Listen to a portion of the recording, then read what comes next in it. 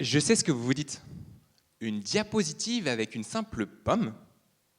Mais ce n'est pas n'importe quelle pomme. C'est une pomme locale, autrement dit, produite près de chez moi. Cette pomme, ma compagne l'a achetée sur un drive fermier. Elle commande en ligne, puis va au point relais récupérer son panier de produits locaux.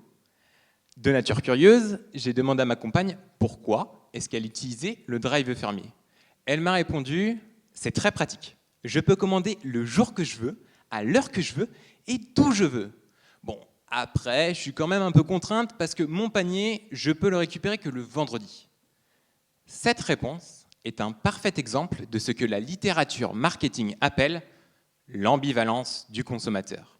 L'ambivalence émerge chez un consommateur lorsqu'il ressent simultanément des réactions positives et négatives à l'égard d'une personne, d'un produit ou d'un phénomène. Ces ambivalences ont été étudiées dans différents contextes et plus particulièrement concernant la relation des consommateurs aux technologies. Confrontés aux technologies, les consommateurs oscillent entre des réactions positives, par exemple le sentiment de liberté d'achat quand on utilise les technologies, où je veux, quand je veux, auprès de qui je veux, et des réactions négatives, par exemple le sentiment d'être contraint, quelque peu asservi par la technologie. Dans le cadre de ma recherche doctorale, j'étudie les réactions des consommateurs à l'égard du numérique et plus particulièrement lorsque cela concerne leurs achats de produits alimentaires locaux. Alors, comment ? Dans un premier temps, des entretiens approfondis ont été menés auprès de consommateurs de produits locaux. Ces derniers ont été invités à s'exprimer sur le numérique, donner leur avis, décrire des expériences d'achat, qu'elles soient positives ou négatives. Et je peux vous dire qu'ils m'en ont raconté des vertes et des pas mûres. Par rapport à la pomme.